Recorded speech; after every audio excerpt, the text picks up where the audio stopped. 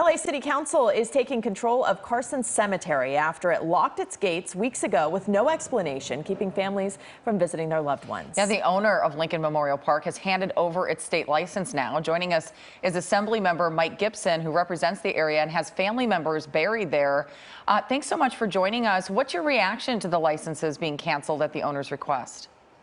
Well, the state suspended the license, gave a 10-day notice under Assembly Bill that I wrote, Assembly Bill 651.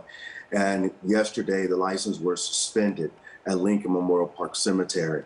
We have reason to believe that the owner has suffered some medical issues that has prevented him from, managing and maintaining the cemetery. And so that's the reason why I wrote the bill in 2021 for things like this. When cemetery operators abandon or surrender their license, it doesn't leave the community paralyzed by not being able to see their loved ones. Yeah, and we mentioned your personal connection. You are one of the people who hasn't been able to visit your own family members. What happens now to the family members who have people buried at the cemetery, including yourself? Well, what's happening now is that we're going to be, I'm holding a town hall meeting on August the 18th at 6 p.m. at Prevailing in Christ Ministries, 1609 East Delamo Boulevard in Carson. We're going to hold a meeting. The Cemetery Bureau, as well as the Funeral Bureau and Department of Consumer Affairs, will join to be able to answer individuals' questions who have loved ones laid to rest. I have 15 family members laid to rest at Lincoln Park Cemetery. And I have my cousins and multiple family members calling me, asking me what's going on, and been filling those questions as well as on social media. And so we're going to gather on the August the 18th at 6 p.m. at Prevailing in Christ Ministries in Carson to be able to answer very specific questions that people have. People must know.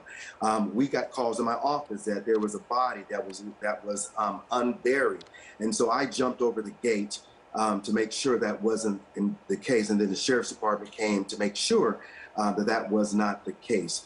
We want to make sure that people have access to that cemetery. So there's a new gate, there's a new lock and new chains, and that the community is rotating and taking turns opening and closing the cemetery to making sure that nothing happens at night, to making sure that people still have access to that cemetery so they can see and be with their loved ones the best they possibly can. Yeah, it's been such a difficult situation all the way around. What is going to happen next when it comes to the transition of responsibility now over the cemetery? Under my bills, AB 651, it gives, when something like this happens, a surrender or a suspension, the county will come in, counties where these cemetery lies will come in and provide the upkeep of those cemeteries, and then build the state, and the state will reimburse the counties for any out-of-pocket expenses. Again, this is so that the families could have access to that cemetery so they won't feel paralyzed and feel helpless and nothing to do.